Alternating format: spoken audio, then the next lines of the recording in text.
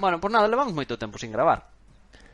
Levamos, por boas razóns, Ahora... con boa justificación, pero bueno, é un pouco demasiado de tempo. Sí, eu tamén penso. Hubo unha vez que estuvemos aí a punto, pero ao final non nos cadrou, pero bueno. Que nada, eu alégrome de estar outra vez aquí de volta en Loides de Coruña. Rama desde debaixo da súa sábana de Coruña. Non é de novo desde Barcelona. Isto é nada original, un podcast no que a veces nesto das introducións simplemente cumplimos o expediente.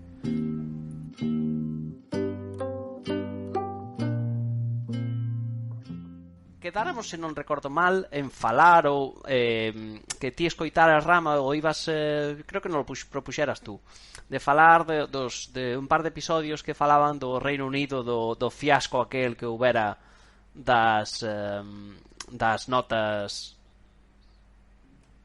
da súa selectividade, da selectividade do Reino Unido. Das A-levels. Sí, certo. Eso hai tempo. Igual sí, cerca da anterior grabación. Non queres retomar sin preparación ese tema, non? Non te acordas do asunto realmente, non? Acórdome teño un armazón moi básico e con eso son capaz de tirar para diante. No, eu recordo que o escoitara tamén. Chegares a escoitalo, entón sí, igual que un armazón máis sólido que o meu. Creo, non te creas que moito, que a miña memoria xa sabes que non é un armazón moi sólido, no, pero sí que a verdad que como se chama? Recordan o nome do podcast, Rama? Non sei. Do programa era en The Indicator, non? Ou en... No. Era ou en... More or Less. Ou en More or Less. Sí, era More or Less, non? Era ou en ese ou no podcast de The Guardian, de polas mañás. Como vedes, o meu armazón para este caso é completamente entero. Eu escoitei o de More or Less, que é un podcast que bueno, ao final teño aí, a verdade, que teño, digamos, entre comillas, ben estimado, pero ao final non escoito todos os capítulos. Recordo escoitar ese episodio, pareceu moi interesante, sobre todo a parte esa de que, pues, a verdade é que pues un caso moi tangible donde o algoritmo, como che di, afectache a vida moito, non? Eses estudiantes que bueno, que de toda a vida houbo decisións inxustas por motivos de azar ou asignación non moi xusta de recursos públicos ou números públicos e cosas. Conto vos eu entonces máis ou menos o que recordo e despois contanos o tío o que recordas. Eu interrúmpote se veixo algo ou... O que pasou foi que, bueno, non se puideron facer os exámenes os A-levels, a selectividade, bueno, algo parecido á selectividade británica. Entonces o que decidiron o Ministerio de Educación foi, bueno, pois vamos a dar un aprobado general e vamos a asignar as notas basándonos nas medias dos colegios de anos anteriores co baremo eso de que nunca vai suspender naide entonces, bueno, pues os que tiñan unha boa, os alumnos que traían unha boa media van ter unha máis oportunidades de sacar unha boa nota e os que tiñan unha peor media pues estarán máis cerca do aprobado raspado, pero repartiránse así e teremos moi presente as medias dos colegios. Eso era algo que tiñan moi marcado, porque un colegio que tiña unha media de de 6 e pico, pois que seguira ca mesma media respecto a outros anos. Eso que pasou, que foi un pau moi grande para estudiantes moi bons de colegios públicos, nos que había moita xente que deixaba a carreira, que non se presentaba aos exámenes ou que deixaba a mitad de curso e tal. Entonces a media era moi baixa deses colegios, pero un estudiante brillante podía aspirar a un 10 como en calquer sitio. En cambio, como a media do colegio era un 6 raspado, pois puxeronlle un 7 ao mellor. Entón, no capítulo entrevistaban a algún estudiante que lle pasara algún caso aislado que estaba bastante jodido o chaval. Sí, había todo tipo de sesgos tamén, claro. Escolas máis pequenas, escolas que tiñan certas especialidades, había como aí diversos sesgos, ¿no? Ao final, como di Rama, parece que o principal era vamos manter un pouco a digamos a serie histórica dos colegios, ¿no? Asumindo que eso máis ou menos se mantén. Claro, digamos que eso que non este ano, con esta circunstancia excepcional, que non afectara a serie histórica que tiñan. Porque, bueno, supoño que usarán esa serie para algo, para asignar recursos ou para calquer cousa. No, además eu creo que era un pouco unha idea de algo que tamén se mantiña constante, ¿no? Porque ao final tamén había o tema de cada colegio, pues digamos, dá as notas, ten certa libertad a dar as notas ao final, ¿no? E haberá algúns que señen un pouco máis exigentes, outros menos exigentes, aí tú cando vas a un colegio ou outro, pues ao final estás suxeito a ese sesgo, ¿no? Entonces, claro, de alguma maneira, para evitar ese sesgo, tirabas da serie histórica, de como un pouco entendo que eso era parte do argumento tamén, ¿no? Sí. E despois tamén houve un lío adicional, ¿no? Porque isto o día que salimos, entre comillas, á luz, a xente empezou a protestar porque, digamos, ou non entendía ou a xente sentíase injustamente tratada, ¿no? A xente que contaba entrar en certos sitios porque tiña moi boas notas, parece que non podía, ¿no? Empezou isto a facerse unha bola, saliu nos medios, etcétera, etcétera. Entonces dixeron, pois vamos a permitir que os alumnos se queden coa mellor nota entre a que traen do colegio e a nota axustada por este algoritmo, o que supón unha inflación das notas generalizada, porque se te quedas coa mellor, que era unha das cousas que querían evitar usando este algoritmo. Exacto. Pero inflación iba a haber estando dando xa aprobados generales. Entonces, quedaron houbo o primeiro lío e despois o arreglo no fondo tampouco era perfecto, ¿no? Non vou decir que o analogía que o empeorase, pero sí, non é como cando dis de, non sei, vosotros que tedes un background de baloncesto tamén, o típico de perdes o balón e encima faz a falta, ¿no? Pareceume, a min a verdad o episodio contaba despois máis detalles, porque tamén é un marrón agora a aparecer para as universidades, porque algunhas, entre comillas, xa comprometeran as plazas para non sei que, entonces tiñan que supuestamente tiñan como que aceptar a máis xente das plazas que tiñan. Había tamén un lío o sea, é un pequeno marrón tamén para as universidades. Parece ser que os estudiantes, a algún que non puido entrar porque agora a universidade non ten plazas, gardanlle a plaza o ano que ven, o que basicamente dar patadón pa diante hasta o ano que ven, entón jodes os estudiantes do ano que ven. Realmente estamos dicindo o que van facer, pero estamos en outubro, xa estarán facendo. Xa o fixeron, sí. É o que pasa que non chegou ao noso radar de podcast. Eu, como decía Rama, non volvín a escoitar o asunto, ¿no? Pareceu moi interesante, a verdad, que o episodio en general, ahora xa indo un pouco a isto, parecerame interesante porque a verdad que como é un caso moi patente donde a xente bueno, sentiu que tantos outros casos haberá, ¿no? Donde, digamos, sentíase con control da súa propia vida, como quen di, ¿no? Esto depende de min. De repente, como que di, de un día para outro, dice, depende de ti más o posto teu na sociedade, un algoritmo que decide a asignación de recursos en general, ¿no? Que tantos haberá outros, ¿no? Pero que era como un caso moi visible. É como en casi todos os casos, non? Tú oelo por primeira vez e dices é unha completa injusticia que a nota de unha persona individual que é extraordinaria, que fai extraordinariamente ben nun colegio mediocre se vexa perjudicada pola calidad general do colegio, cando precisamente, pues, se acaso sería todo o contrario, non? Se estás sobrepoñéndote a unhas dificultades de que é un colegio peor, con menos recursos, etcétera, etcétera, ou polas circunstancias que señan, e ainda así estás destacando, pues, con máis razón ainda necesitarías axuda. Pero claro, despois velo desde outro punto de vista de, no, pero que queremos é garantizar a coherencia do nivel de todas as escuelas de cara a repartir axudas ou o que seña, e dices, claro, pois como en casi todo, unha vez que te posas a pensalo, todo é moito máis complicado do que parece, non hai solución mágica e todo está en razón por todas, razón un porcentaje de razón polo menos por todas partes, non?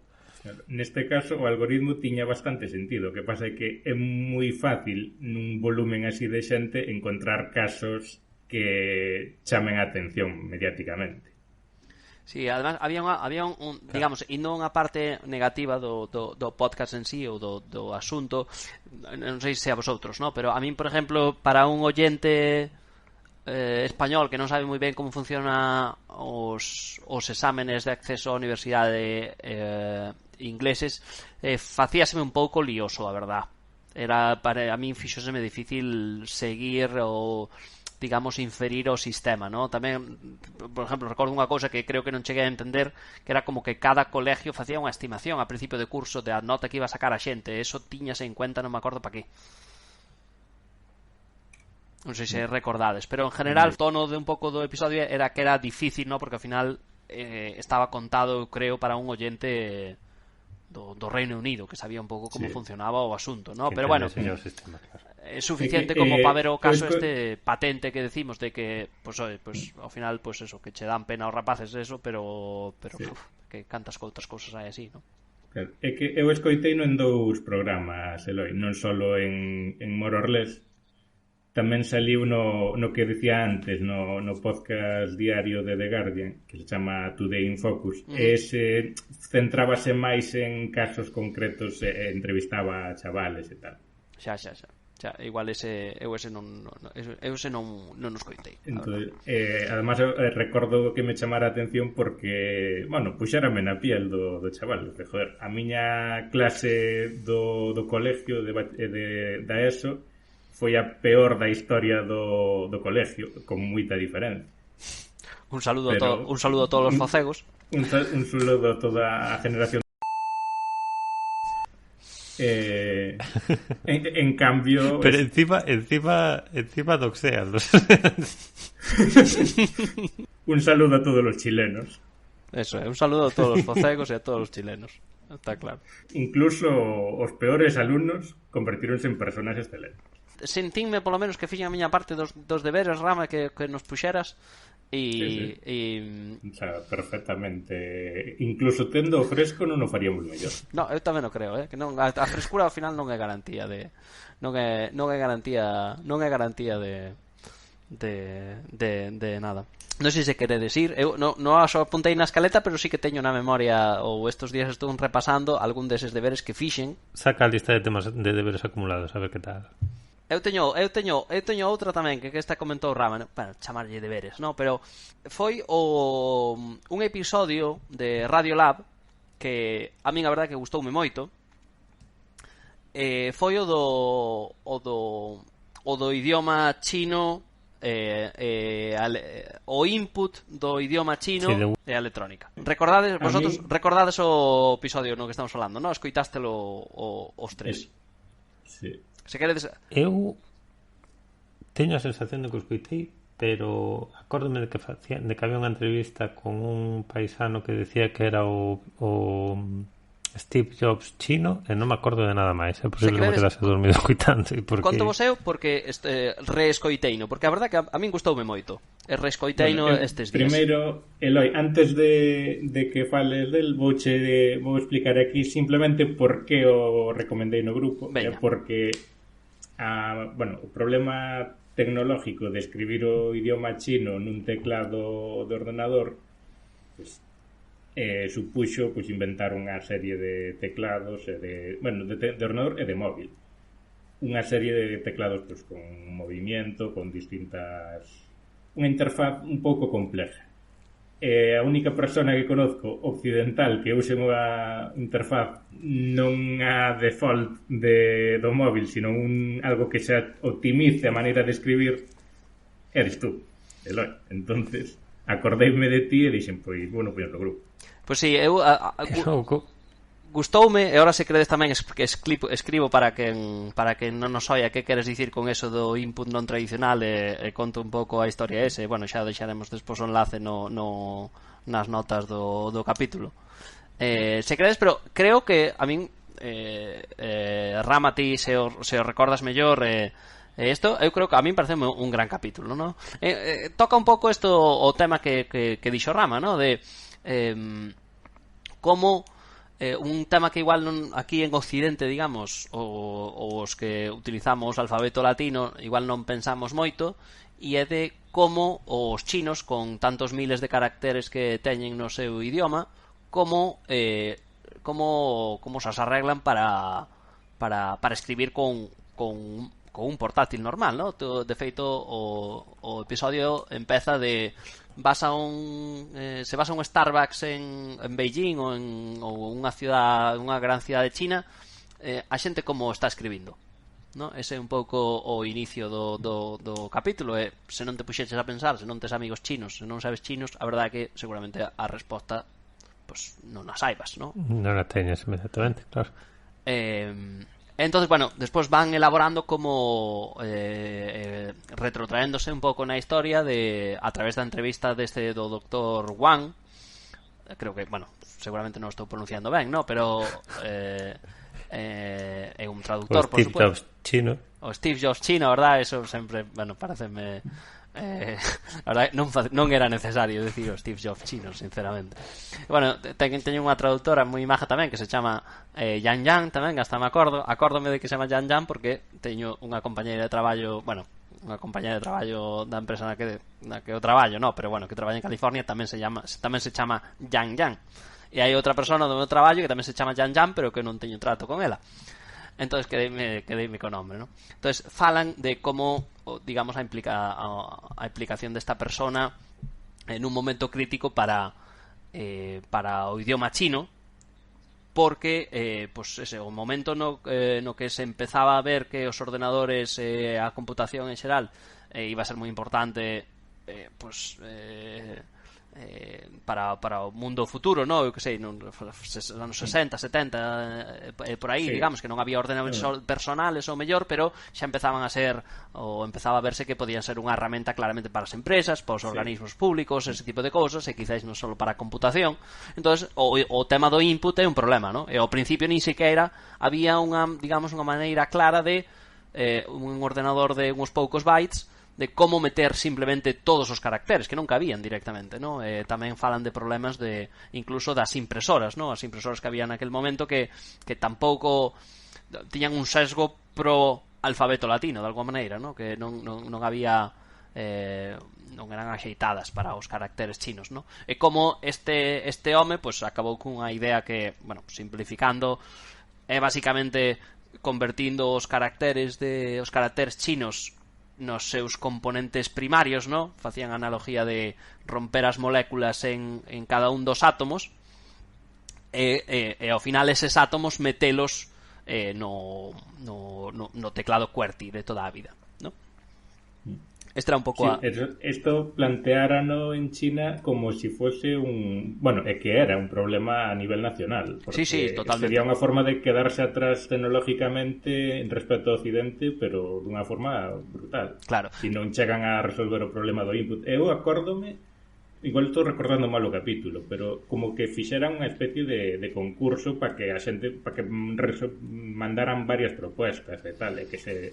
Había un organismo... Había como unha forma de competición entre distintas propuestas ou algo así. Non recordo eu de que fose así en concurso, sí que recordo que fixera un organismo específico o goberno chino para digamos solucionar o problema, ¿no?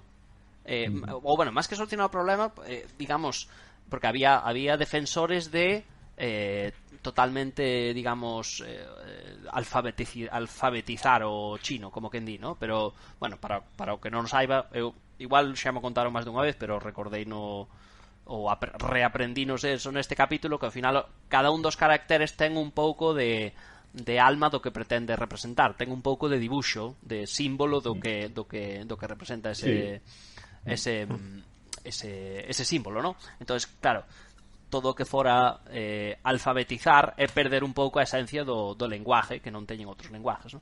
Bueno, a cuestión é que contan un pouco como este home con ese método seu conseguiu, pues, digamos, computerizar o idioma chino de alguma maneira e permitir un input que fose que non deixase atrás electrónicamente, ¿no? Ese organismo que se creara disolveuse, como que xa non se veía necesario, e bueno, contan moitas máis cousas. De feito, un dos meus principales opinións sobre o capítulo é que é demasiado denso. Daba para falar de 3 ou 4 capítulos, porque despois como un pouco contanche como un debate similar pasou o mellor 50 anos antes coas máquinas de escribir en China.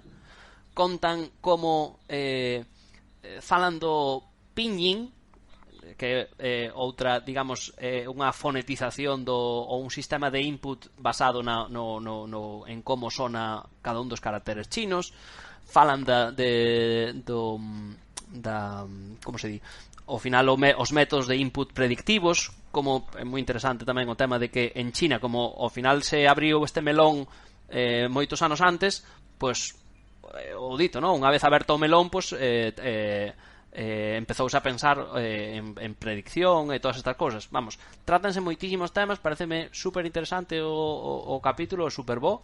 E de hecho, de feito, a miña principal pega é que daba para 3 capítulos de feito casi nin tratan o tema do input en pantallas táctiles, que daba para, pues eso, para extenderse, pa un spin-off, sí. Daba, non sei se para un spin-off, pero para min todos os temas que tratan nese capítulo, que me pareceu, xa vos digo, super interesante, foi dos que máis me gustou destes últimos meses que escoitei, daba para facer eso, un spin-off ou 4 capítulos falando de cada un destes temas que se tratan, ¿no? E de feito quedoume a min quedoume un pouquiño esa espiniña, ¿no? Porque non falan moito do input en pantallas táctiles, ¿no? Que foi precisamente polo que me dis, Rama, xa o imaginei, porque che recordou ou porque me recomendaches o capítulo, porque che recordou a min que eu basicamente, bueno, contovos a historia de que ti, Rama, xa che contei moitas veces, para que non soia, eu no meu teléfono móvil, para mí non sei se nunca che contei, non é?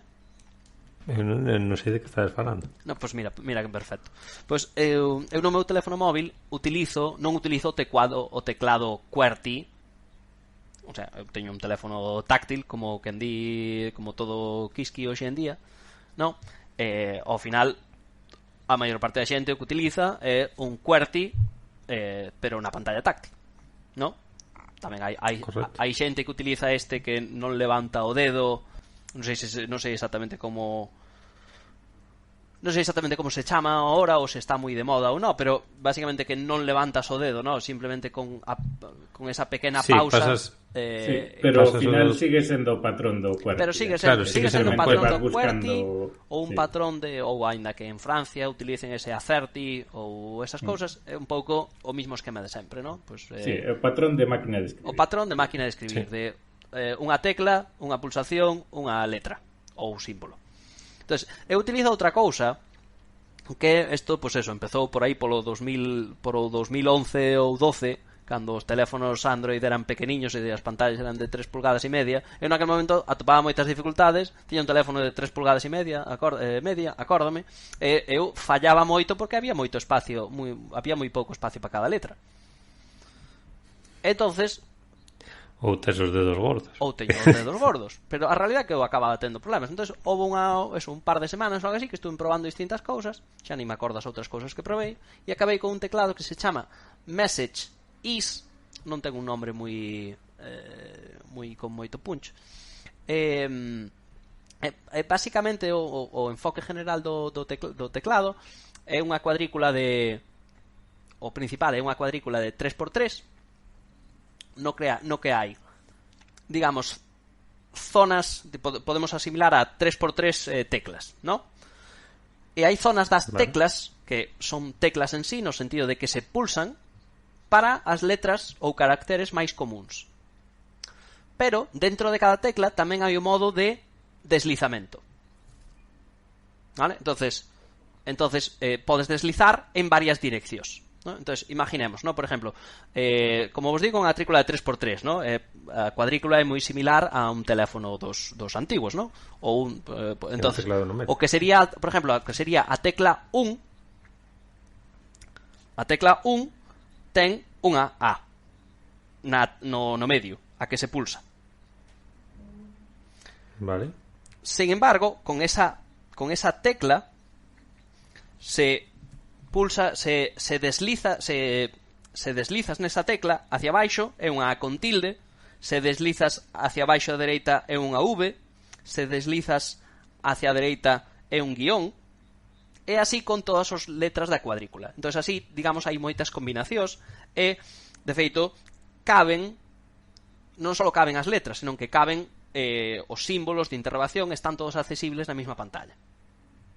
E además, como a realidad que necesitas menos espacio, porque o gesto que faz é diferente para cada letra desde según onde toques. Entón, nese sentido, polo menos a min resultábame máis fácil non equivocarse de tecla, ¿no? A realidad é que a min eu levo usando 8 anos. A realidade é que en 8 anos convencín a 0 personas para que o adopten, e iso hai que decir que o meu traballo, non sei se o comentamos aquí outras veces, é vender software. O sea, que levo é convencer a persoas para que utilicen o software que eu lle digo. E además é software. Eu provei o Messages. O que pasa é que, o sea, fixaches o teu traballo, convencíchesme de instalalo, de feito ainda o teño instalado seguramente, e de probalo, pero non sei, non lle vin a curva de aprendizaje, non me decía, a curva non lle sacaba, vamos, o rendimiento necesario como para comprometerme a aprender a escribir. A curva de aprendizaje é dura. De feito, agora contovos unha anécdota tamén que me pasou fai unhas semanas. A curva de aprendizaje é dura.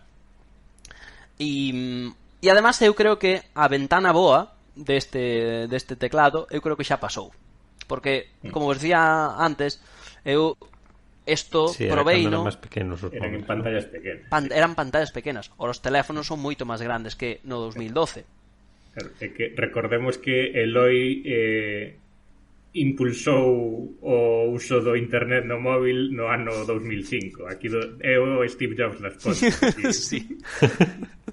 Eu recordo cando Naide usaba internet no móvil, Eloi usaba internet no móvil. O Dr. Juan das Pontes. Más ben, Eloi xa era comercial de Orange no 2005.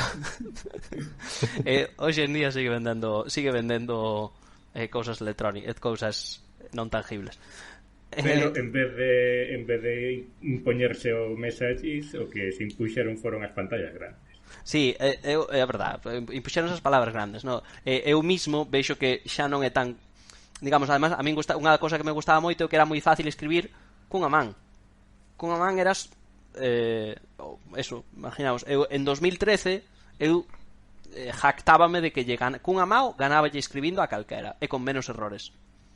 Hoxe en día, o teléfono que teño eu cóstame aguantalo con a mão e mover o dedo para escribir. Entonces a realidade é que eu creo que a dedos ventana grandes, xa pasou. Pequena. Sí.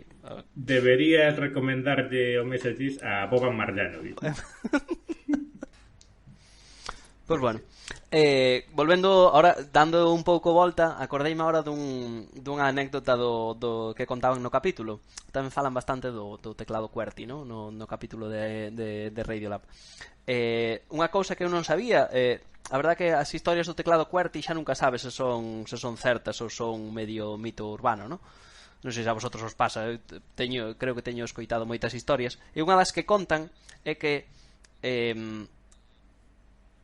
na fila na que está na fila do teclado QWERTY, a da Q, digamos, a que está inmediatamente debaixo dos números, están todas as letras necesarias para escribir typewriter, e que eso está feito para que os comerciales, sin saber mecanografiar moi ben, puidesen facer unha demo fácil.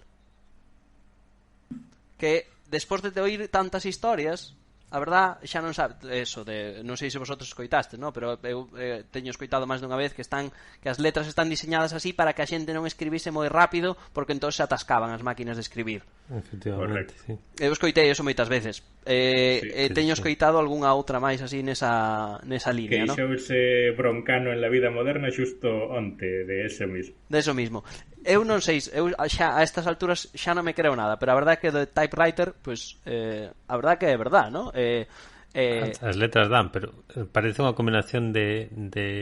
O sea, parece que se a idea era que os comerciales o fixesen o máis fácil posible, tamén nos podían ter posto dunha maneira máis... Sí. Podían poñelo na fila da resting position dos dedos. Sí, ou poñelos todos en fila. Non sei, ocurre, sí. É que así tal como está tampouco é evidente, tens que andar cambiando de mouse constantemente. Por lo menos na miña empresa os desarrolladores nunca fan nada para facerme o traballo máis fácil a min. Eu, eso, dígolo, nunca vin nada, o sea, os meus desarrolladores esforzanse para facer as cousas para que señan fáciles de usar para os clientes. Eso sí, eso está claro. Pero para facerme a vida fácil a min que teño que facer demos dos programas, nunca tal vin. E aí no tema das máquinas de escribir xa era un desarrollo de hardware diferente, sí. para facer a vida fácil, non software. Sí, é verdade. Como xa vos decía, eu penso que a ventana boa xa pasou. De feito xa casi non insisto, nin yo conto moito a xente, ou conto yo menos, ou porque vexo menos a necesidade. A xente simplemente está máis cómoda. A predicción do teclado tamén creo que mellorou moito, e a xente está máis cómoda coa predicción en xeral, polo menos polo que eu vexo no meu círculo. E outra cousa que parecía que o mellor iba a petar moito, pero ao final non foi tal, foron os smartwatches. Os smartwatches como con entrada, no, con pensados como en pantalla para que escribas nel, esas cousas, no? Nunca pensei eu que houvese... nunca pensei porque non sabía que existía, pero non me planteaba eu que pudese chegar a ver unha resurgencia do MSX en 2018 cando se empezaron cos smartwatches. Sería a típica cousa completamente antiintuitiva que, sin embargo, tería todo sentido que pasase. No, eu a verdade que sí que como... De feito, na página web deles, xa desde 2012 ou 13, eu creo que daquela xa había ideas de que o smartwatch podía ser algo que tuvese éxito no futuro, no? Eu creo que ao final... foi que lle salvase eles o negocio. Claro, eles xa o poñían como unha cousa de non só para teu móvil, no, sino para canto máis pequeña seña a pantalla, pues máis utilidade va a sacar o conto ese, no? E de verdad, eu creo que eso sigue sendo verdad. O que pasa que a realidade, sí. Despois a realidade foi que os smartwatches pues acabaron sendo, digamos, acabaron todos con esferas redondas, en general pequeniños, un artículo máis de estilo, con input por fala, conectados ao teu teléfono, no? Parece que é o que polo menos son hoxe en día, máis ben, no? E non son un aparato co que interactúes moito directamente se non tes o teléfono encima, etcétera, etcétera, no? Sí, non son un aparato no que contestes emails. Claro, eso. Entonces, pues bueno, pues que ao final que non quedou. E fai 2 semanas tamén, isto foi, fai 2 semanas ou incluso a semana pasada, unha pequena anécdota tamén que vos conto. Atopei no Twitter de maneira casual unha persona que non conocía que é usuario do MSX. E non só eso, senón que é celebrity dos usuarios do MSX, porque o teclado este, como dicía Rama, ten unha curva de aprendizaxe un pouco lenta, ¿no? Entonces hai unha aplicación, digamos, na tenda de Android, imagino que na de Apple tamén, é un xogo que é un xogo competitivo, se queres, para aprender a onde están as teclas, onde están as letras no teclado, ¿no? Sí. Entonces, ao parecer esta persona que atopei no Twitter porque lle contestou ao noso profesor de Hormigón, que tamén é activo no Twitter, como xa conocedes, contestoulle por outra cousa e sacoulle unha captura do teclado, ¿no? Por eso vino no Twitter, despois falei co home este, ao parecer estuvo no top mundial do xogo ese, o ranking debeu estar de top 3 según me dixo. A verdad que non o fun verificar, ¿no? Pero además de esto, sobre todo admiro porque, polo que me contou, conseguiu yo empaquetar a 4 ou 5 personas. E eso pasou. Tens que preguntei que método.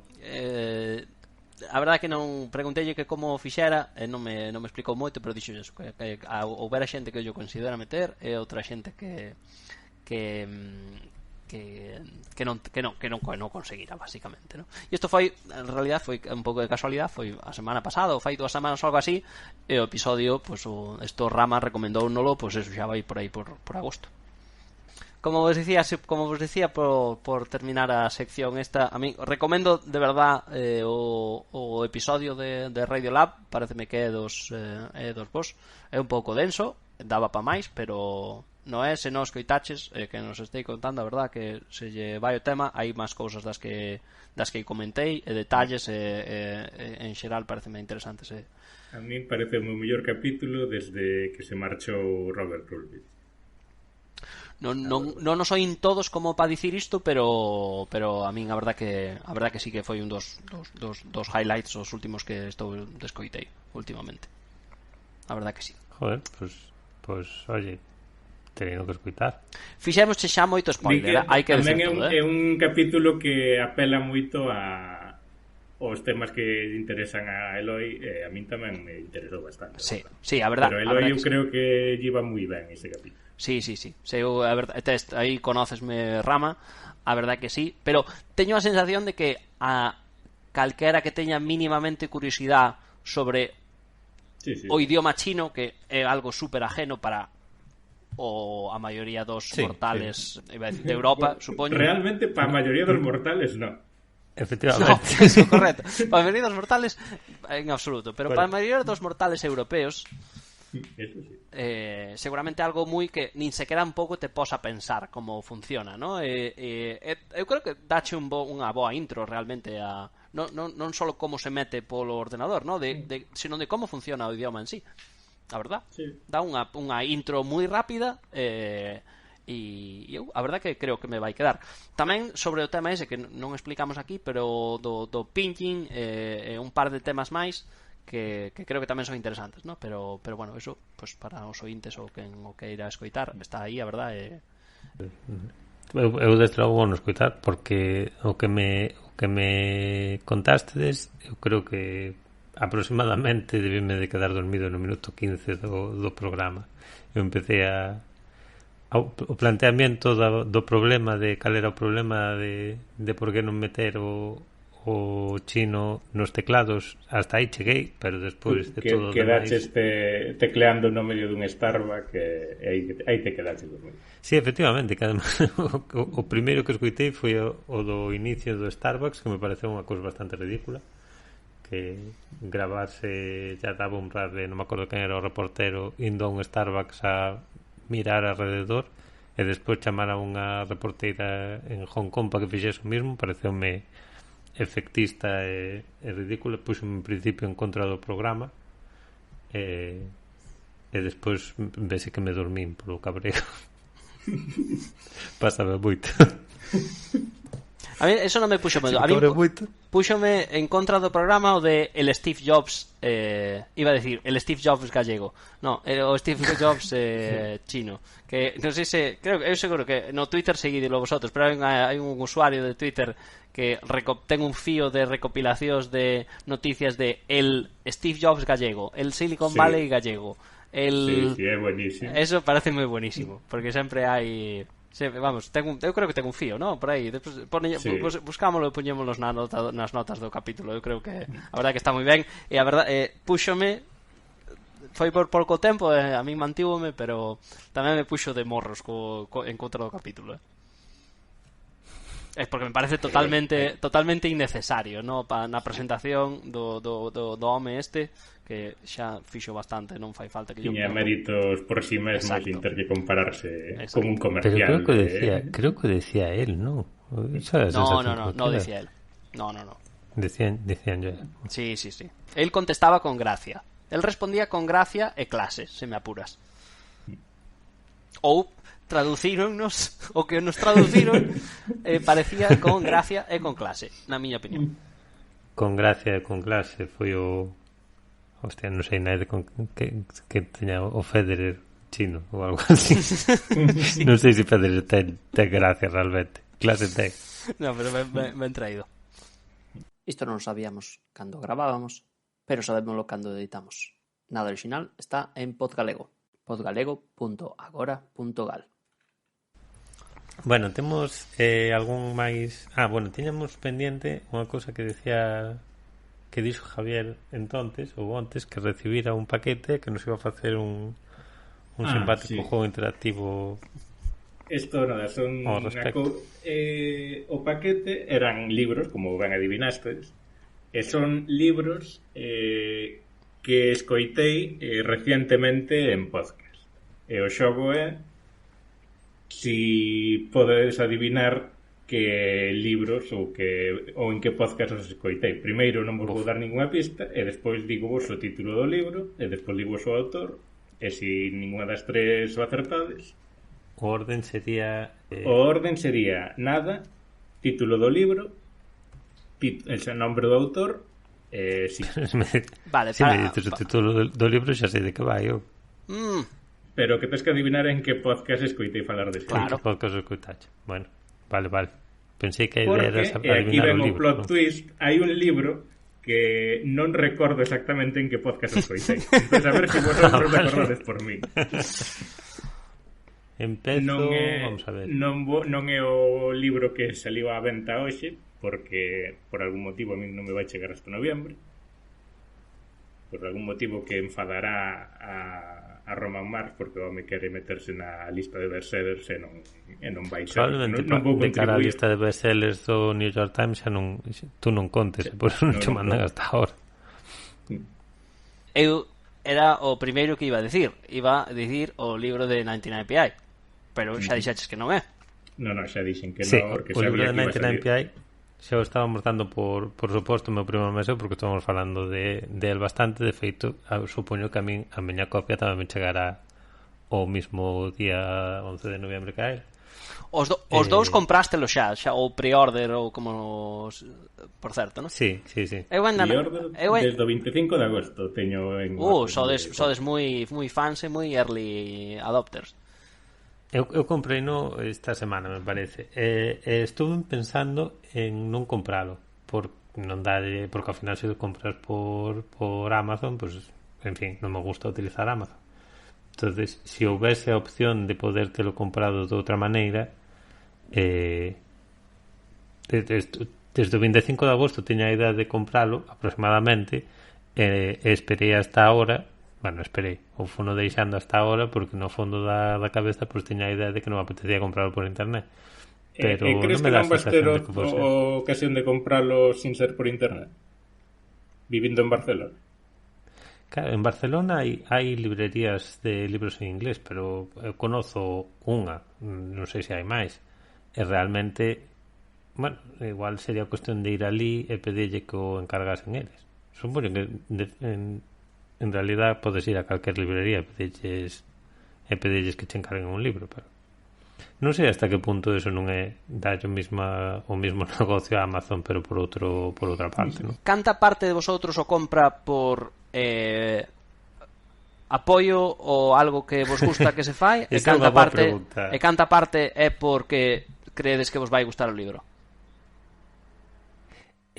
A min eu creo que os bons sentimientos e a ganas de apoialos como poido ter con outros podcasters, eu creo que xa teño pagado o suficiente a Radiotopia como para non telo. Eu xa non me sinto culpable por non participar en historias destas de as iniciativas estas que fan que che regalan monedas unha vez ao ano se lle subes ao seu como a asignación mensual que lles pasas ou cousas así. Eu nesa xa non participo, xa me dou por satisfeito, teño unha moneda, xa me chega e levolles pagando cartos o suficiente tempo como para non tal. Pero o libro, en primeiro lugar, pareceme que me vai gustar o libro en sí. En segundo lugar, pareceme que vai ser un objeto bonito que me guste ter na casa, porque a min, a diferencia de vosotros, os gusta meter objetos bonitos na casa. Bueno, me gusta meter libros na casa. O problema é que non falo contra eles. Pero non lles conto historias aos meus libros. Pero eu estou totalmente convencido de que o libro me vai a gustar. Non convencido, non sei, conozco a min e conozco máis ou menos de que vai ir o libro. Levame gustado todo o podcast desde que empecé a escutarlo fai 8 anos, é perfectamente razonable que me vaya a gustar o libro. A outra cousa é que realmente ao final vai ser un resumen un pouco contextualizado, un pouco ampliado de capítulos que xa levo escuitados, pero é que incluso aínda que seña eso, pareceme que me vai resultar hasta útil si queres ter un sitio de consulta de historias das cuales solo me sonan campanas a estas alturas. Creo que vais ter máis material original do que tú pensas. Posiblemente, pero por exemplo, os ascensores Paternoster, que sei deles? Sei máis ou menos o que son, e sei que hai un capítulo de 99% Invisible de fai 7 anos no cual falaban deles. Se me poño a buscar na súa web, evidentemente acabarei non encontrando e poderei me poñer un capítulo de media hora ao cabo da cual direi, mira, pues ahora xa sei isto. Pero se en lugar de eso pues penso, hostia, que eran os ascensores Paternoster, simplemente vou á estantería do salón e abro o libro e o busco, pues será moito máis fácil. Eu creo que esa función anticipo que a poida ter. Porque, en fin, o de ter unha idea vaga de cousas que me sonan de fai anos, pues, de que realmente non teño ninguna seguridade de poder falar deles, porque no fondo sei que non me acordo esencialmente de nada, pues pásame constantemente. Entonces todo o que seña poder consultarlo facilmente, que xa o sei, que tamén estará na Wikipedia, pero para consultar cousas rapidamente, pues eu levo consultado cousas, pois de ahora que me veñan á mente, sobre puntos lagrangianos que falaron en algún momento en 99PI e busquei no despois porque saliu ese tema no café na web directamente do podcast. E aparte do capítulo, pues tamén normalmente pues teñen artículos nun blog que complementan bastante as historias, entonces para buscar algo rápido en calquer lado sin ter o libro diante é máis útil internet. Teño por objeto de coleccionista puramente porque sei que me vai gustar o libro, porque me gustan as historias que contan no podcast. Eu estou dudando todavía de se non é que me decidirá non compralo, pero sí, estou dudando, pero digamos, o que sí decidín é que o pre-order que iba a pasar en algún momento decidino, pero entendo as cousas que me están dicindo. Eu aínda non aportei moito a Radiotope, entón aínda teño a parte un pouco de sentirse mal que mencionou Noé. Por outra parte, a min gusta meter os libros en electrónico, e creo que este non é un bon exemplo para ter o libro en electrónico. Audiolibro, Eloi, audiolibro. Este audiolibro creo que non ten moito sentido, ¿no? Sería o libro o audiolibro con, non sei, bueno, seguro que hai moitos así, ¿no? De xente que ten un podcast e despois escribe un libro. E se queredes con esta tal, volvemos ao xogo, se queredes, que eu xa, digamos, eu de feito xa fallei a primeira, no? Eu iba a dicir este libro e este non é. Pois vouche dicir, Eloi, que un deles é un podcast que sei que escoitas, non igual todos os capítulos, pero sí que escoitas algún de vez en cuando. Teño outros de tanteaos, pero teño dous máis na cabeza. Non sei se ti tes algo ou sigo eu estou completamente en blanco. A ver, teño dous autores que non sei o libro, non lles fixo moito caso, pero sei que falaron de que iban ter libros en con este xa me equivoquei, pero aínda teño algún candidato que se me veo á mente, que non sei os títulos dos libros, ou tería que pensar para o título dos libros se me fixeses adiviñar, pero un deles é algún dos libros de creo que se chama Tim Harford, de Cautionary Tales. Sí, non é un libro, tamén lle teño ganas, pero non é ese autor nin ese libro nin ese autor, nin ese libro, nin ese podcast, porque tamén mencionou algún libro que non é seu, pero Tim Harford sale escribindo a reseña do libro en portada, do libro que teño diante. Bueno, xa... E vou che ler a reseña, si que... Espera, Vale. bueno, non sei se queres ou digo outro, porque non sei se son amigos. Vale, pois... home, amigos son porque fala ben de... No, o outro que tiña en mente tamén é o de este, non sei como se chama de nombre, pero non sei que Green, que é o de Anthropocene Reviewed. Tampouco. No, pero ese non Pero lo sabía. además ese libro vai tardar en estar, Pero ese señor ten Sí. libros anteriores. Sí, sí que ten. Sí, ten comedias románticas juveniles. Bueno, non son comedias realmente. Bueno, ese señor, por cierto, é John Green, que creo que é moito máis famoso polos seus libros románticos juveniles anteriores que polo podcast de Anthropocene Review. Dos seus libros fixeron series e películas, e foi el si bestseller de... Sí, con moitos dos seus libros.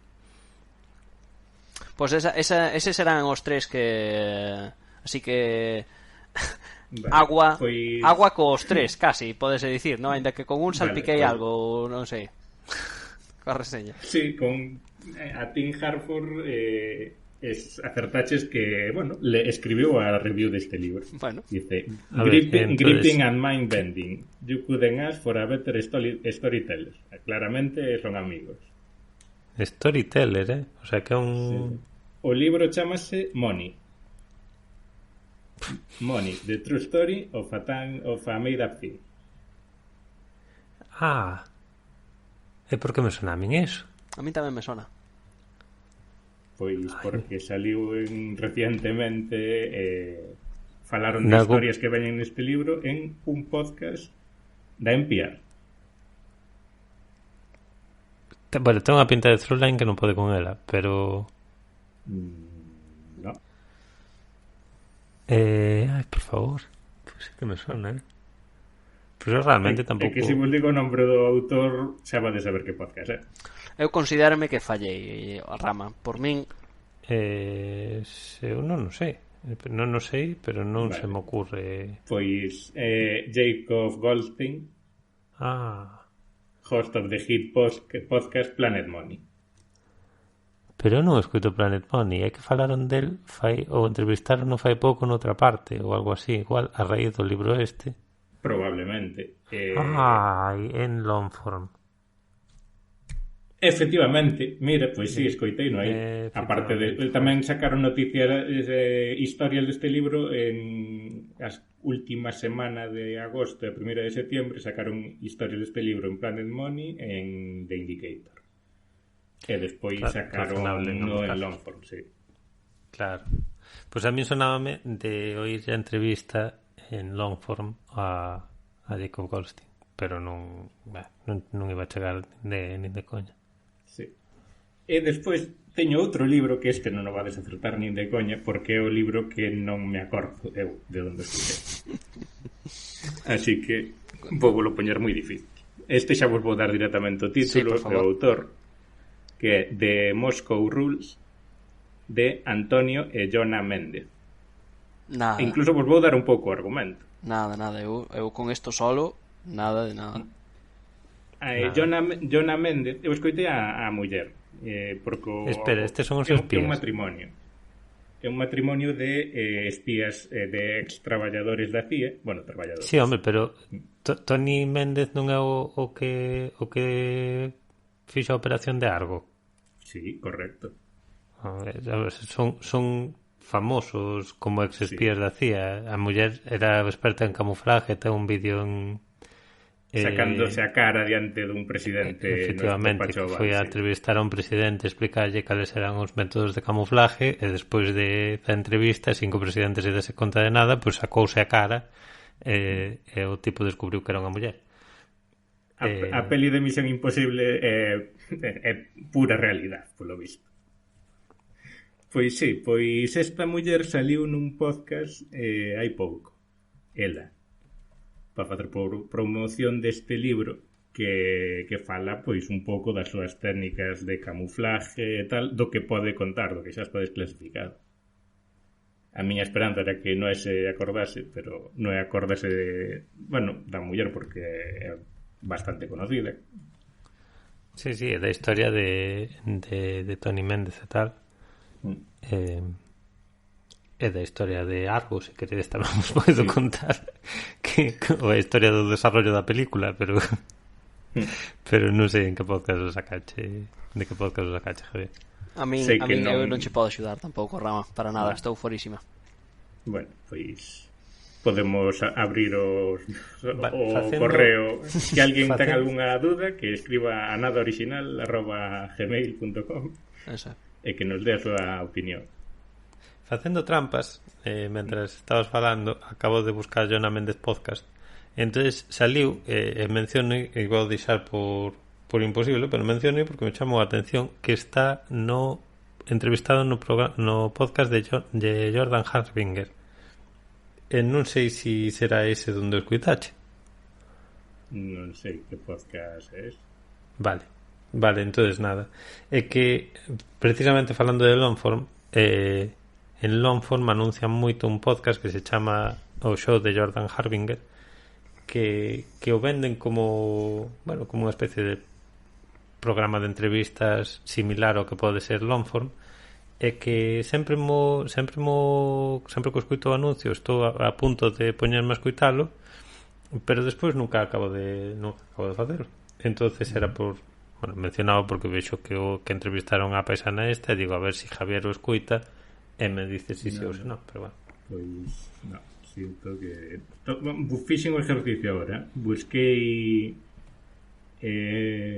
Jonah Méndez nos programas en episodios recientes e non se me ocurrira, pero agora xa sei onde escoitei. Así que podía haber feito isto antes. Así foi máis divertido. En vez de facermos perder o tempo. Así foi máis divertido, pero o programa foi é un dos programas que me poño os domingos pola tarde cando veño de Foz para vir no coche. Poño sempre primeiro o capítulo dos de There's No Such Thing as a Fish e detrás o Wait Don't Tell Wait. Semana. Bueno, sempre, quero dicir, collen esta costumbre o mellor hai 2 semanas. Tampouco, pero bueno, creo que é unha tradición que vou a tela mentras probablemente unha semana máis, que este fin de semana de puente farei no lunes en vez do domingo, pero e despois irás a Turquía e xa non poderás facelo. Aí morrerá a tradición, sí, pero valeunos para perder 10 minutos. Tiñas un terceiro libro ou quedaba o test aquí? Teño un terceiro libro, pero quero dicir, o que era máis difícil de adivinar era o que deixei aí no medio. Este é máis sencillo de adivinar, pero este saliu este é bastante máis tempo que o escoitei, non é reciente. Sei que en que podcast o escoitei, pero a vosotros vai ser moi difícil adivinar. O libro chamase The End of Everything, de Katie Mack. Entrevistaron participou fai relativamente pouco nun Infinite Monkey Cage, que igual é por eso. Desde logo a Katie Mack, sí, Astro Katie en Twitter, sigo aí en Twitter. Eu sigo en Twitter, sí que tuvo en The Infinite Monkey Cage, pero falou directamente deste libro en outro podcast. É un podcast diario de ciencia, que xa non é diario, de NPR, que se chama Shortwave. Tiven que ir buscar ahora, mentras falabades, a Katie Mack, eu polo nombre non a reconocía hasta que vin que era Astro Katie. Sí, Astro Katie e o Avatar sí que son moi reconocibles. Sí, sí. Astro Katie, bueno, é personalidade máis de Twitter que de podcast. A verdade, eu asocio máis a leela no Twitter. Claro, que eu sabía que ibas comprar ese libro, pero asumín que, digamos, que ibas a comprar... Ese libro non veu no paquete desta semana. Ese libro xa o tiña aquí na estantería cando vivías ti. Sí, o caso é que asumín que era porque sigues en Twitter igual que a mí. No, pois foi porque escoitei en Shortwave. saliu o libro vai sobre posibles finales do universo, teorías sobre como pode acabar todo desde o punto de vista físico. Describiu todas esas teorías en 10 minutos de unha forma brillante no capítulo ese de Shortwave, que vos lo recomendo. Comenzou, pues resumiu todo o puto libro. Ahora teño ganas de comprarlo, cando sería o contrario, o máis razonable. Dice, pues xa me contaches todo, non xo compro. Entrevistou para facer o libro, por cierto, a Roger Penrose, que ganou antes o Nobel de Física. Correcto. Puxo en Twitter, por eso sei. Non teño máis información ao respecto. Eu Rama non teño máis información, pero vouche dicir que vou a ver se me escoito tamén de veres este episodio, a ver que ao final son 10 minutiños, sí. Este non costa moito traballo. Mas está moi ben, este é unhas teorías que además seguramente non moitas delas van quedar obsoletas, non? Ou tardarán moito en quedarse obsoletas. Bueno, se quedan obsoletas non estaremos ali. E nada, o xoguiño deu pa máis do que pensaba, verdad? Ao final os podcasts son unha forma de vender libros. Sí, é verdade, é verdade. Últimamente, de feito, eses dos que vos como que o de Tim Harford tamén, que vos comentei, e hai moitos casos de a xente empeza co podcast e unha maneira de monetizar é empaquetarlle un libro onde contas o mismo aos teus oyentes, non? Claro. No, bueno, pero xa non é solo eso, que para eso, bueno, pues tens que ter un certo éxito e demais, pero propiamente cantos capítulos de podcast que escoitades son directamente entrevistas a xente que está promocionando libros, moito máis que entrevistas a xente que está promocionando outras cousas, vai. Non sei, tamén sería eu que escoito unhas cousas moi concretas, pero a mí dá má sensación de que na televisión entrevistan a actores que están promocionando películas e nos podcasts entrevistan a escritores que están promocionando libros. Sí. Hai moito deso. E vamos, pareceme genial. Eu sigo ao final eu non escoito tantas entrevistas, pero sí que é un pouquiño ou tanto, non hai creo que non hai tantos episodios do que eu escoito que ao final son entrevistas así directas, pero sí que é verdad que é un tema no medio realmente, non é en Indicator, por exemplo, fano moitas, ainda que non é o tema, moitas veces traen a alguén que acaba de sacar un libro. Sí. Eso é parte da promoción. Eso claramente. A min pasoume fai non moito, escoitei dese en Conversations with Tyler, tamén entrevistaban a Matthew Iglesias, que non sei se conocedes, que escribe Matthew Iglesias con Y porque Iglesias en gallego. Eso non sabedes. Nunca non sei a historia de Matthew Iglesias o seu apellido, pero sí que ten. Matthew Iglesias é un periodista que creo que ten un cargo tipo editor en jefe ou algo por el estilo de Vox.com, e que, bueno, pues é unha das, digamos, dúas figuras máis conocidas de Vox, non? Son Ezra Klein e Matthew Iglesias. E chamase Matthew Iglesias con Y na inicial de Iglesias. En algún sitio, en algún momento en Twitter lle preguntaron por que era, e dixo que era porque o seu apelido non viña do castellano, senón que viña do gallego, e que por eso era con Y e non con I latina. Este é un dato random que teño na cabeza en algún sitio. Isto vai moi en línea co que iba a decir agora, de feito, porque eu escoitei unha entrevista en Conversation with Tyler e o que fixen despois da entrevista non foi ir comprar o seu libro, senón foi deixar de seguirlo no Twitter.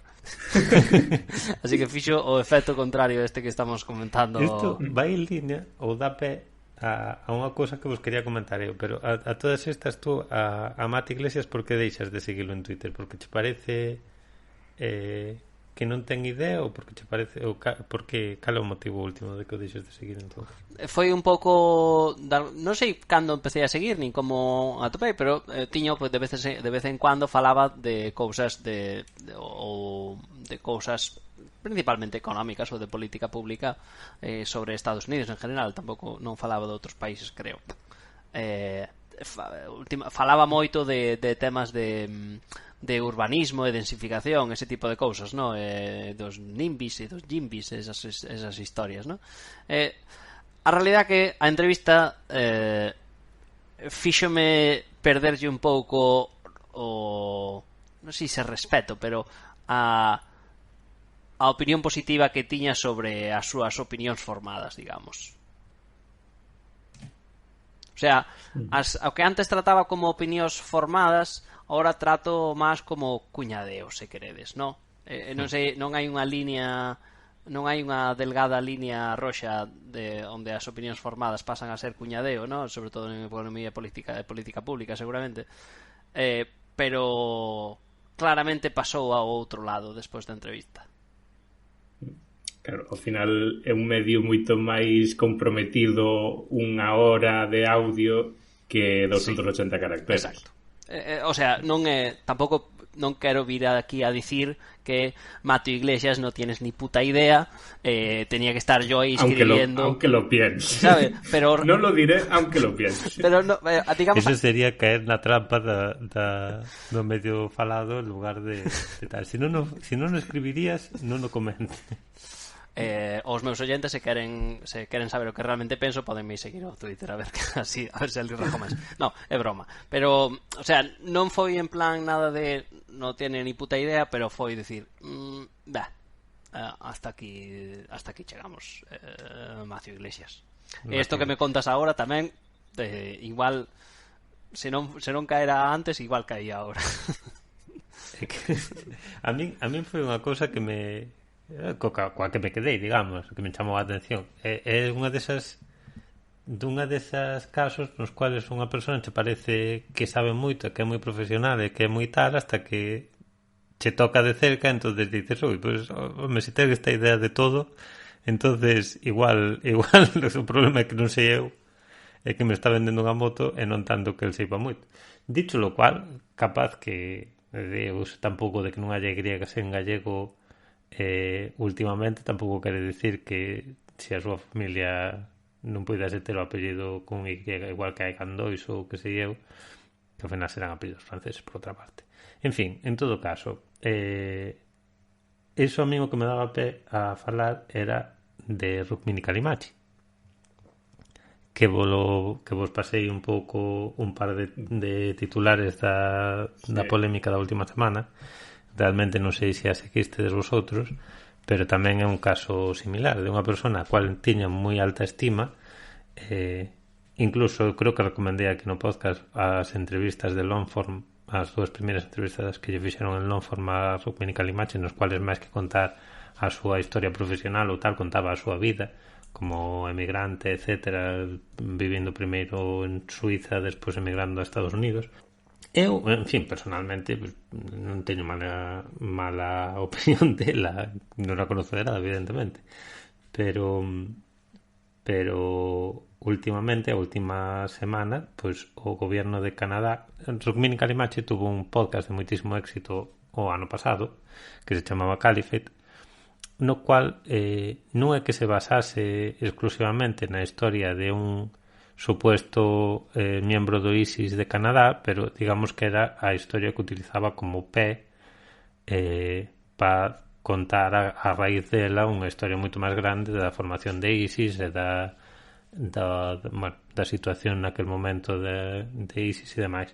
E utilizaba constantemente a referencia da historia como gancho da historia personal deste cidadano canadiense, Abu Hosaifa, que supuestamente viaxou a Siria para participar na guerra civil, estuvo baixo o mando do califato.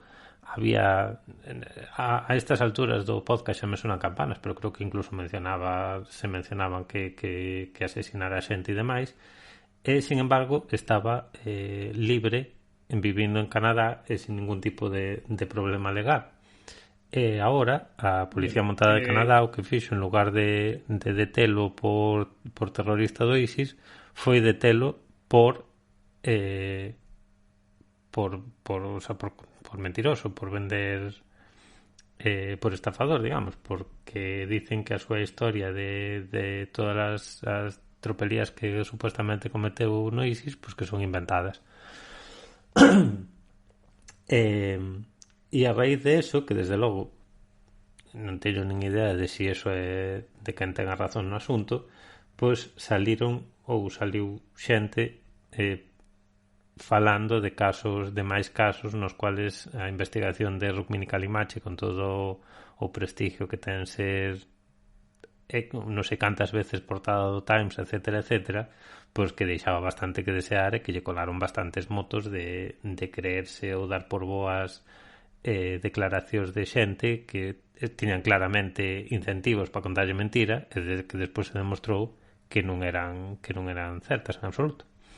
Eu de Callimachi, igual que de Mati Iglesias sospeitaba un pouco por decir que a Y de Iglesias era porque era gallego, pois xa me deu mala espiña cando o atentado de Barcelona, sin ser capaz de recordar exactamente que dixo mal ou que información mala deu, o sea, incompleta ou que seña, sí que me daba a sensación de que, bueno, esta muller está en Nova York, non sei a quen chamaría ou a quen tal, pero a quen chamase pues sería un periodista español que o mismo lle estará dicindo a Rukmini Callimachi, que estará dicindo no seu propio Twitter, e por que razón me vou ter que fiar máis de ela, que creo que había unha historia de que confundía, non sei se os terroristas de Barcelona creo que eran de Ripoll, igual me estou confundindo ahora, pero bueno, eran un pueblo, eran de Ripoll, sí, pues confundía ou decía que Ripoll estaba na área metropolitana de Barcelona ou que estaba a 10 km de Barcelona, algo por estilo. Creo que estaba confundindo Ripoll con Castelldefels.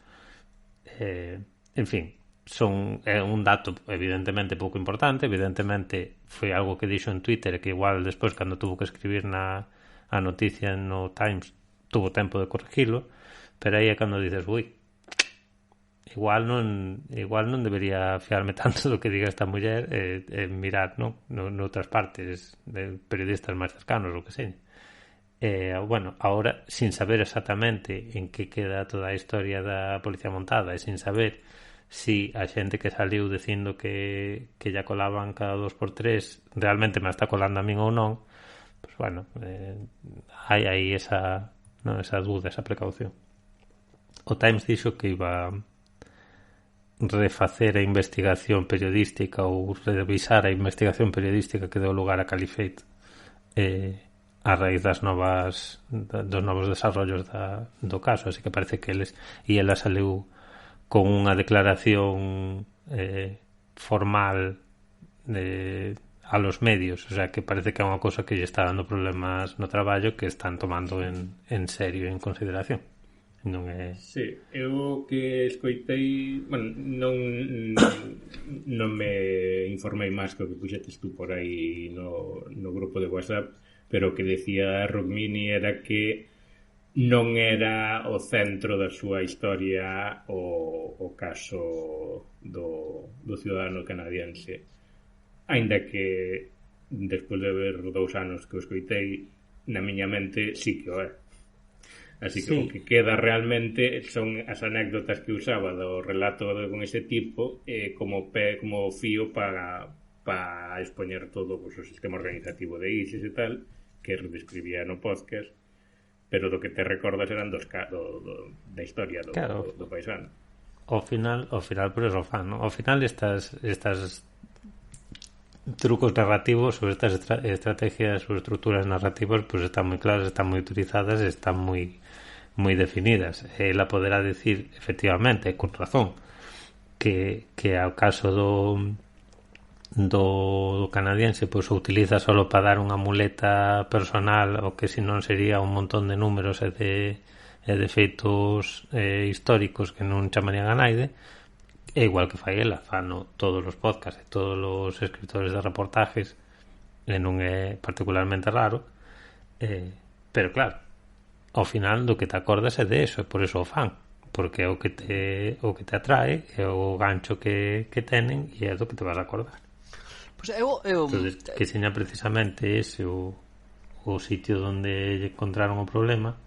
Sabes, se tuvese dito que en ISIS eran 15.000 personas e ao final fosen 18.000 ou 12.000 ou 9.000, pois non é igual un fallo máis importante, pero non te vas a 3 anos despois non van a darlle a volta ao seu podcast por eso, pero que o gancho principal da súa historia lle estuvese contando unha milonga, pois sí que é máis escandaloso, non?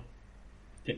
Tamén é curioso que os do Times lle fagan o fact check agora, cando saliu a historia a luz da suposta falsedade do relato canadiense, e non lle fixesen no momento de sacar o podcast. A historia é que, e efectivamente, isto dice no comunicado, non o dice por inventalo. Eu tamén recordaba, o sea, non o dice agora por justificarse, tamén recordaba de cando escoitei o podcast, igual que a ti fai 2 anos ou que seña, que xa no momento había versións contradictorias de si realmente estuvera ou non estuvera en Canadá, de si había que facerlle caso ou non facerlle caso a todo o que decía, e o que decían eles era que se sometera a un fact check todos os feitos que se puideran rastrear, digamos, e que estaban relativamente convencidos de que había cosas que decía que efectivamente se correspondían con metadatos das imágenes, das fotos que sacara, etcétera, etcétera, que non era...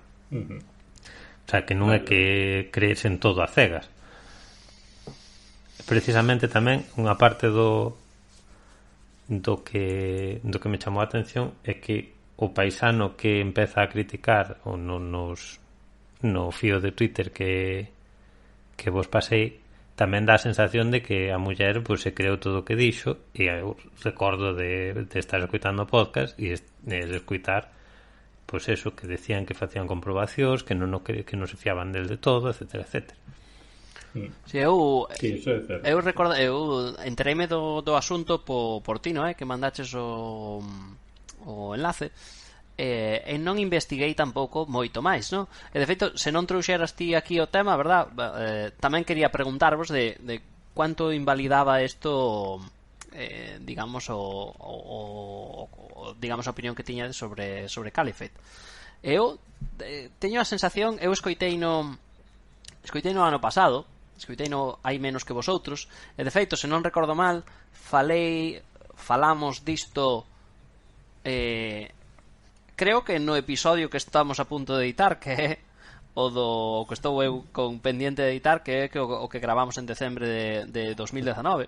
E de feito, vamos, creo que falaremos digamos, os oyentes se nos están escoitando ahora, igual xa escoitaron tamén o que tiñamos que decir de Caliphate o ano pasado, non? En calquer caso, eu non, como digo, non investiguei máis, tampouco entrei moito na polémica sobre o que opinaban de Rukmini. Non seguín aí no fío, non seguín se hai xente que máis o criticaba máis, pero xa desde o primeiro momento quedeime coa sensación de que non me parecía un tema tan central, o digamos que non que de verdad que non invalidaba moito o programa en sí. De feito, hai unha cousa que sí que me parece, e que sí que recordo tamén que me pareceu no momento, que invalidaba hasta certo punto, ou non invalidaba, pero ponía en cuestión hasta certo punto casi a súa ética como periodista, era cando explicaba que ISIS funcionaba como gobierno realmente de esas zonas, e que había papeles de juicios e de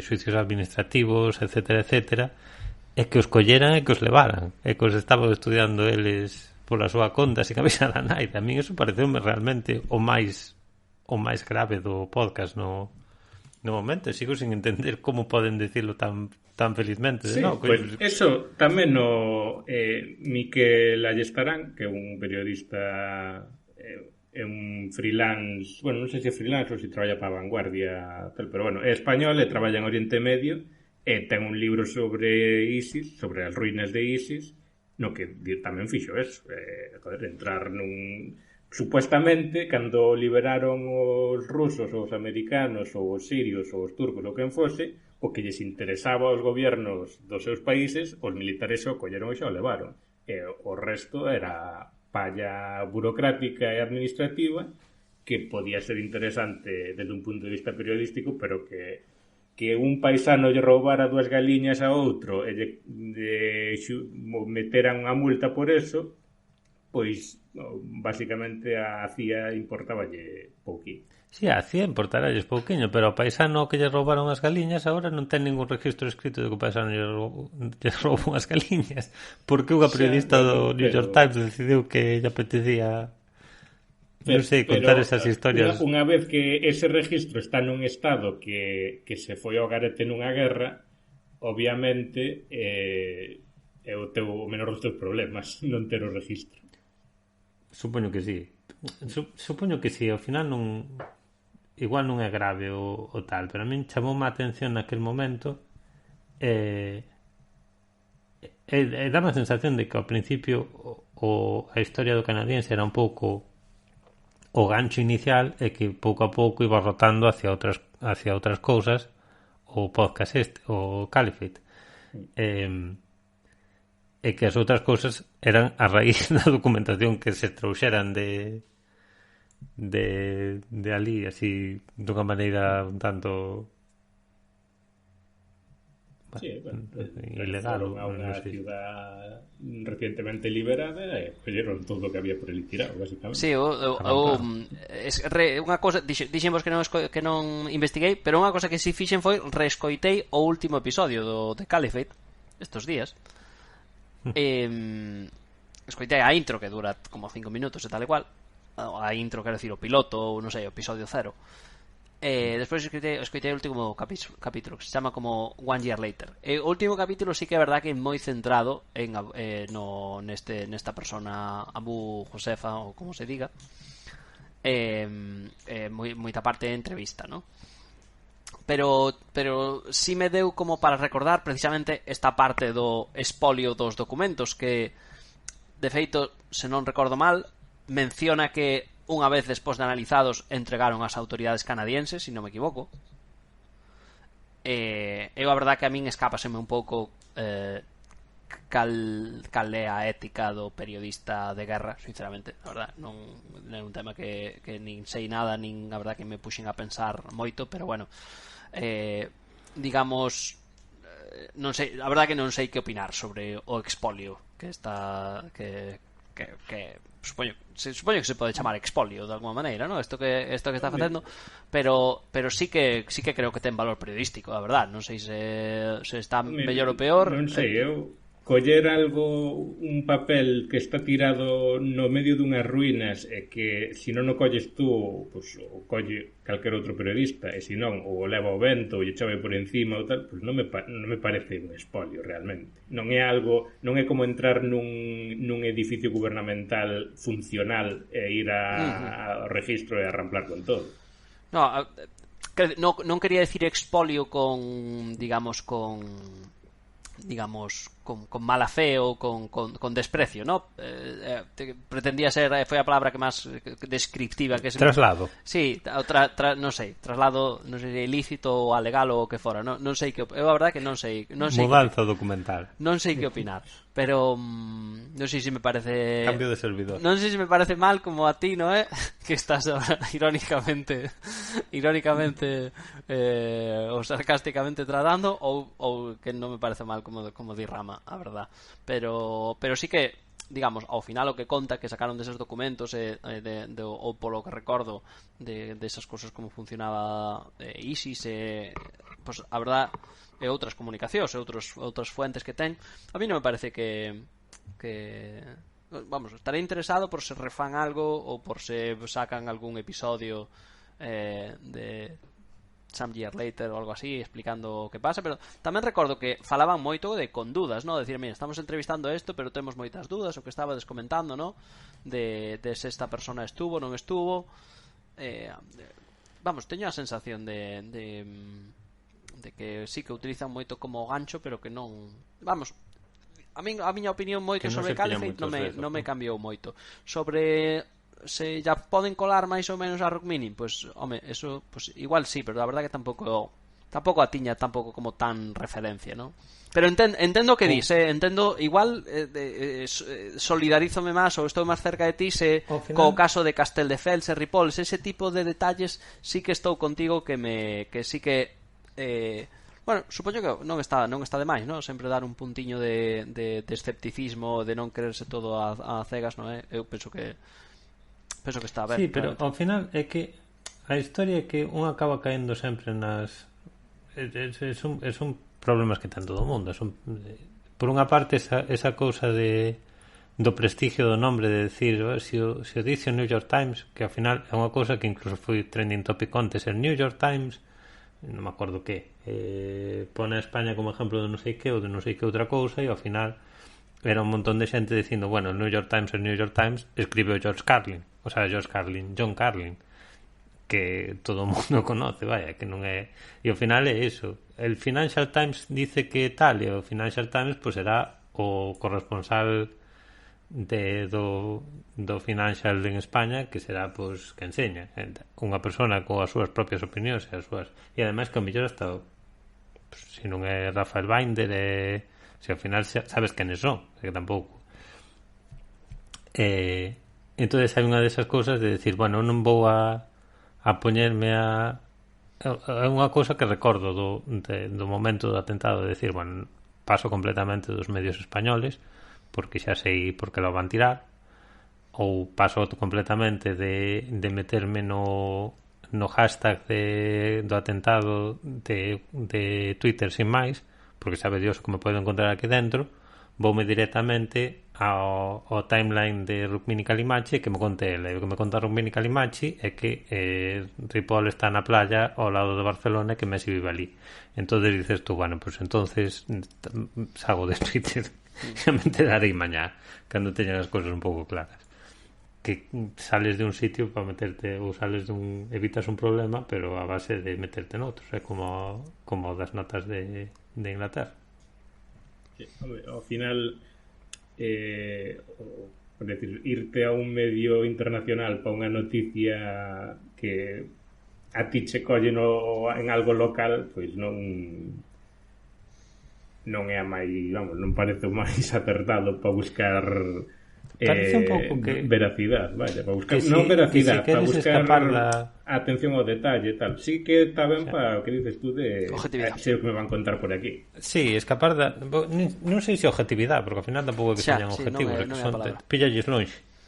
Pero ao pillalles lonxe, pois non tenen os mesmos vicios adquiridos que tenen os que contan a historia desde cerca, non tenen o partidismo, o mismo partidismo, tenen o seu propio, pero como non lles afecta se Trump si ou Trump non, pois, bueno, dentro do que cabe, pois podes fiarte do que dicen, pero claro, ten outros problemas. Sí. Non sei se queredes comentar what's bringing you joy lately.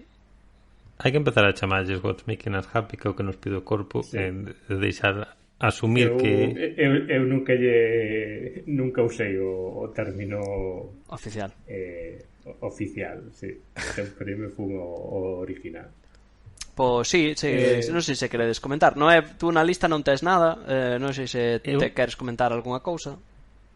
Eu na lista non teño nada, pero estuve no pensando, supoño que xa fai o suficiente tempo que non gravamos, así que vos poido falar dos libros que me leín este brao, especialmente o de Los sótanos del mundo, de Ander Izaguirre, que non sei se vos acordades que eu tiña un objetivo para este ano de leerme un montón de libros que me quedaban sin leer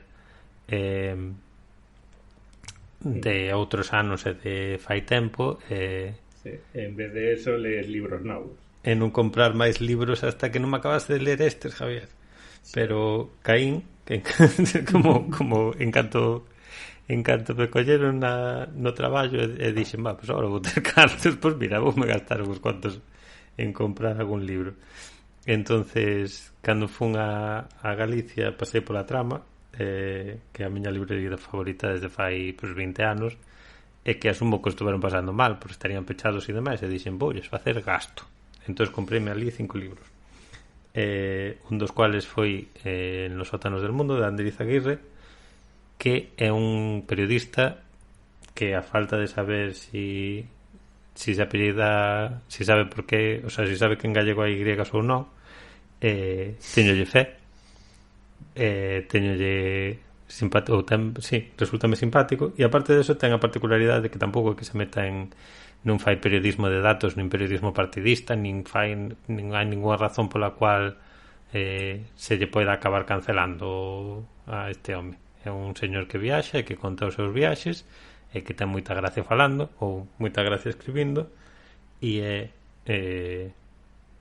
pois non sei, eso, que me cae moi simpático. E que o seu libro de Los sótanos del mundo, que é un libro que reedita ahora Libros del Cao, xa levaba escrito desde 2000 ou unha cousa así, e é un libro no cual foi con un montón de expedicionarios vascos que decidiron en plena fiebre especificamente de vascos, pero en general por subir a 8000 e demais, cando estaba de moda, pois estaba completando os seus 8000 Juanito Yarzábal e Zorne Pasabán e demais, pois estes decidiron irse aos sótanos do mundo en vez dos techos do mundo, e foron ao punto máis baixo de cada continente, que son normalmente desiertos nos cuales fai un calor de la leche e completamente imposible vivir neles. Pois non sei, é unha crónica de viaxe de un rapaz recién salido da universidade que estaba pois nun desierto en Australia a 50 grados á sombra, e noutro desierto en Estados Unidos, en outro desierto na Patagonia.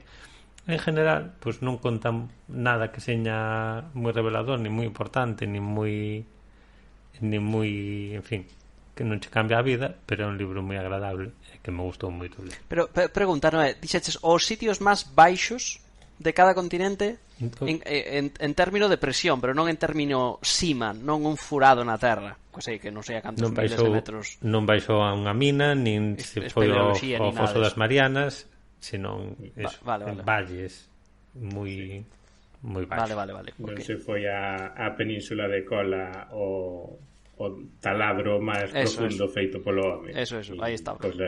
Eloi, tú tes algo... Pois eu a verdad que teño, parece, pero casi prefiero que contes ti este que temos, este que nos ibas contar ti primeiro, porque o meu vai parecer que non estamos de acordo, pero está medio relacionado ou vai co tema, non? Entón non sei se queres contar tú primeiro o teu. Non, o meu é moi rápido. O meu que vin no Twitter hoxe que van sacar, puxo Laura Dern no seu Twitter que sacan unha peli nova de Jurassic Park co reparto original, o sea, con Jeff Goldblum, con Sam Neill, con ela. E, vamos, eu encantado. Non vin as de Chris Pratt, nin como se non existise. Que Chris, bueno, pero Chris Pratt que sale. Que tamén está dentro no póster. Ah, sí? Yeah. Ahora vas ter que velas. Borrade esto, ¿no? eu solo... No, quédome ca línea de arriba do póster, nada. Cancelamos aquí. Sale, pero por... Cancelamos a Chris Pratt. Está máis en baixo, Eso é unha señal, Sí.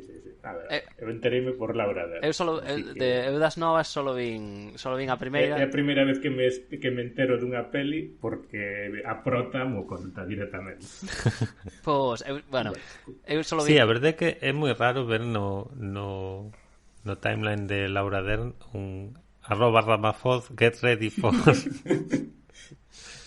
Saludo, Laura, gracias por escoitar. Sí, a todos os chilenos. De Jurassic World, a verdade é que solo vin a primeira, digamos, do reboot. Non me gustou nada. Entonces cando compartiches isto, pues non me emocionei tanto, ¿no? Pero teño curiosidade. Aparte, o cartel, se o vedes, pues ten un... Bueno, a min pareceme que é un T-Rex, parece, ¿no? No sé. Sí, pero bueno, ese é o emblema típico de Jurassic Park. Tampouco te fíes tú de que vayan a ter T-Rex solo por eso.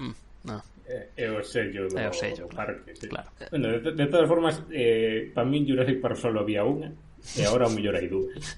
Podo recomendarvos unha cousa que non ten moito que ver. Veña. Hai dúas TED Talks do diseñador gráfico que fixo o póster original non, a funda do libro ou a portada do libro na cual se basou o póster original de Jurassic Park. que se chama Chip Kid, un tipo moi peculiar.